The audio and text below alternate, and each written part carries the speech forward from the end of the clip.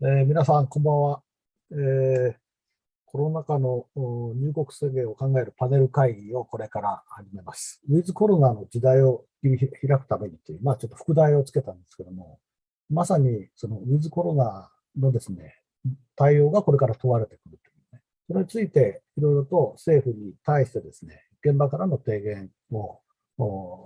できればなと。さらに、日本学校、大学の方からだけじゃなくてですね、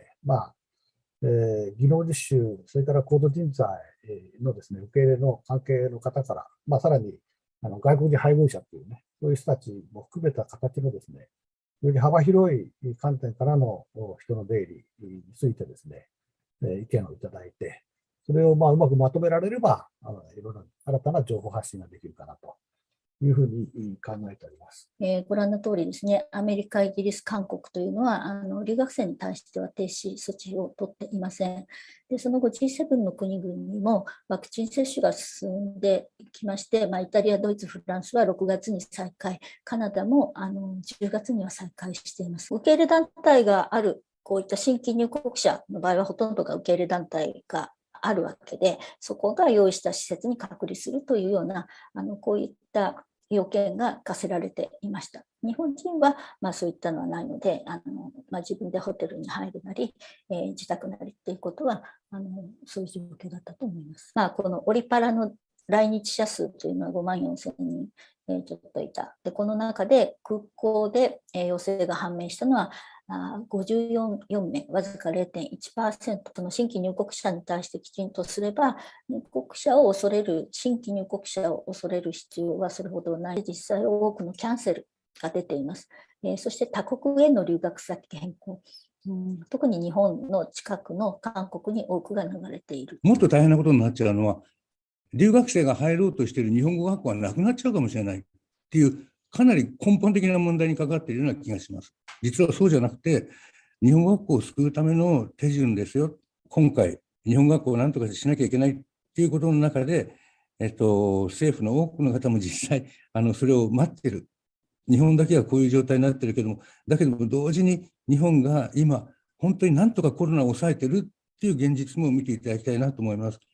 今回いろんな方が見てらっしゃると思うんですが、留学生の方も日本政府はただ手をこまねいて見ているだけではなくて、いろんなことを裏で動いてますよ。で、それで日本学校をなんとか維持していきたいと思ってますよ。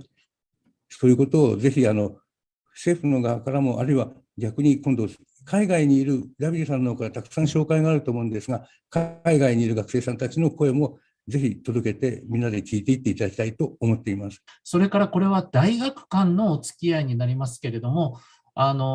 エリアスタディなどでもうすでに学習先、あるいはターゲットのエリアとして日本が選ばれなくなる、あるいはもうお勧め的なエリアということで分類されつつあるという印象を持っています。もちろん先ほどもお話がありましたけれども、そういった学生は韓国や台湾などに流れている状況です。続いて、現在、来日待機中の技能実習生の人数ですが、約11万7千人に上ると言われております。その中で、すでに約10から15% がキャンセルに至っていると見られまして、その理由の多くは、いつ日本に行けるかわからないという不安からですね、自身の未来図を描けず、韓国をはじめとする他の国への移動につながっておると言われております。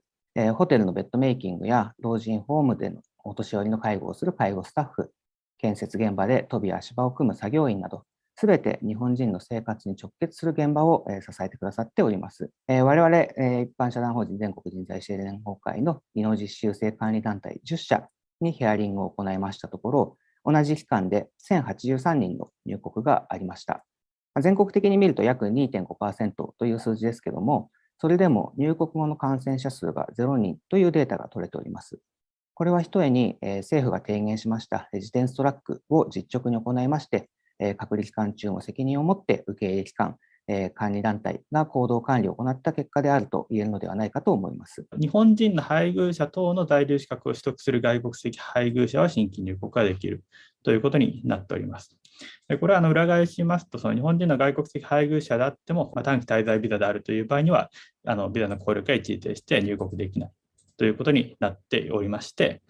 新規入国が実質的に制限される状態というふうになっております。外国籍配偶者等の中でも日本人の配偶者等の在留資格と、それ以外とで区別していると。でもおそらく政府側の想定としましては、日本人の配偶者等といった中長期の在留資格を取る場合には本格的な日本移住のケースが多いと。で短期滞在の場合には、おそらくは一時帰国に過ぎないので、制限しても問題が少ないと。政府はおそらくそういうふうに考えているのだと思います。ただ、実情そう簡単に線引きできるかというと、そうでもないと。特に短期滞在ビザで入国して、その後日本人の配偶者等へ切り替えを予定していた方というのが、それなりに多くいます。で、さらに仮に一時帰国であってもですね、コロナ禍の中でわざわざ渡航してくるレベルですので、通常は各々にとって切実な事情があるのが通常です。私、今日、高度人材のパートを任せられています。高度人材、在留資格でいうと、技術人文知識国際業務。高度専門職ありますけど、人数少ないんで、技人国、技術人文国際のところをメインに、ここにデータをご覧いただくとですね、新規の海外からの入国人数、海外に、日本に留学したい人、就職したい人います。もう今まだいる、この間にぜひね、また入国してもらいましょう。ちなみに日本は、日本での就労や研修、留学を目指している皆さんへのメッセージ。日本は皆さんにとって間違いなく最高の就労先、留学先です。で、先進国で最も高度外国人材の受け入れを増やしている国は日本です。どの先進国でも増やしています。そして、留学後の就職率が先進国でダントツで高い国も日本です。日本より高い国、他に絶対見つかりません。ね、今、日本政府や日本国民の頑張りでコロナ封じ込めに大成功してるんで、皆さんが最も安心して入国できる国になりつつあります。もう少しだけお待ちください。皆さん、こんばんは。今日は海外留学生の声について話して、文科省、先週、学生に待つように、そしてオンラインで勉強するようにビデオを作成しました。文科省のツイッターアカウントを確認すると、これまで最も多くのリプライエンジンを経たメッセージだそうです。返信している留学生の 100% が以上に不満を持っています。ここではその一部を紹介しますが、文科省のツイッターを見て、将来の留学生から今の日本がどれだけ悪く見られているかを直接に見てみてください。この留学生の返事を見ると、やっぱり奨学金、学費の紛失、在留資格認定証明書の交付を受け、授業料などを支払ってにもかかわらず留学を開始することができない。オンラインレッスンは留学の代わりにはならない。時差のある夜中のオンラインレッスンによる深刻な政治的問題が発生した。交換留学は一方的なもの。日本人は留学できるが、外国の人は日本で勉強できない。皆さんのお話をすべてきちっとまとめることはすぐできないんですけども、基本的には、非常にいいお話もたくさんあったし、何らかの形でですね、これは一般なしに終わらせないっていうのが一つですね。つまり、何らかの形でまとめて、どういうふうに活用するかと。その一番の目指すところは4月以降のですね、解除に向けての政府に対するその提案をですね、どうするかなんですけども、皆さんどうもご苦労様でした。ありがとうございました。これでお開きにしたいと思います。見ていただいた方も本当にありがとうございます。夜遅くまで。それではどうも失礼します。